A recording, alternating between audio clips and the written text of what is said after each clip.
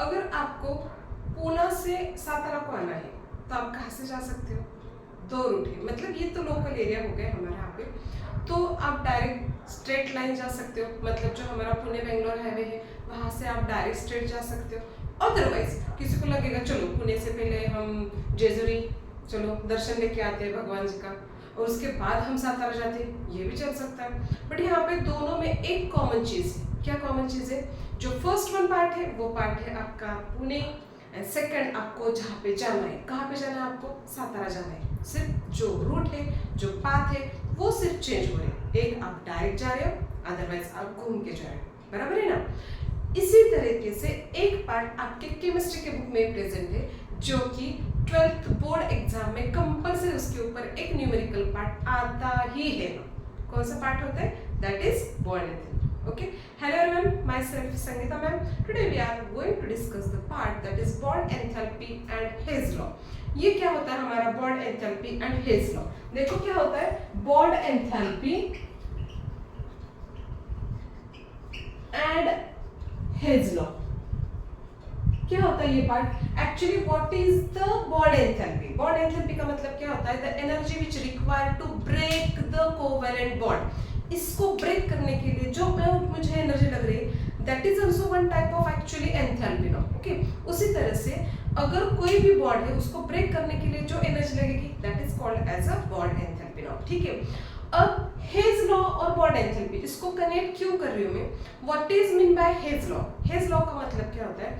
The overall enthalpy of chemical reaction is same whether it takes place in single step और whether it takes place in number of steps.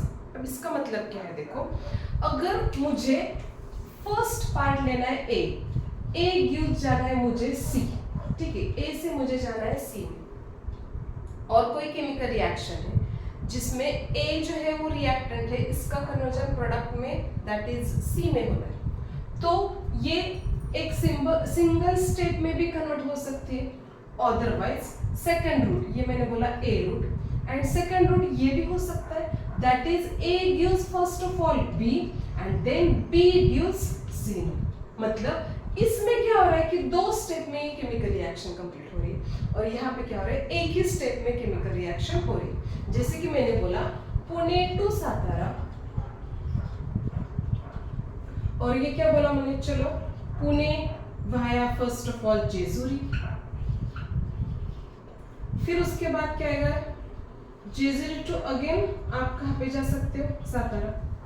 यहाँ पे reactant and product same ही है, यहाँ पे reactant and product क्या है?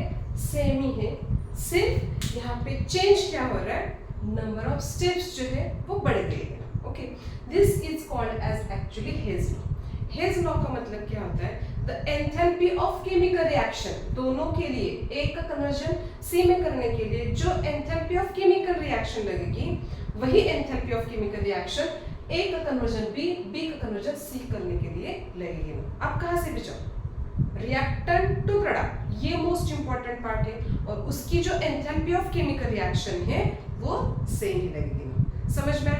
मतलब अगर मैंने यहाँ पे लिखा, चलो enthalpy of chemical reaction del H is equal to लिखा है मैंने 100 किलोजूल पर मोल, और ये वाला जो पार्ट है यहाँ पे मैंने लिया first of all del H is equal to 50 kilojoule per mole, और ये लिखा डेल एच 1 लिखना पड़ेगा क्योंकि दो स्टेप्स है ना अभी, और ये भी लिखा मैंने चलो 50 किलोजूल पर मोल। तो इसकी ओवरऑल एंथैल्पी क्या बनेगी? Del H is equal to क्या लिखना पड़ेगा हमें? Del H one plus del H two that is equal to क्या आएगा हमारा? डेल एच जो कि आएगा 100 kilojoule per mole, 50 plus 50 that is here 100 kilojoule per मोल। मतलब इसकी भी बॉन्ड एंथैल्पी सेम है और इसकी भी बॉन्ड एंथैल्पी क्या आ रही है यहाँ पे?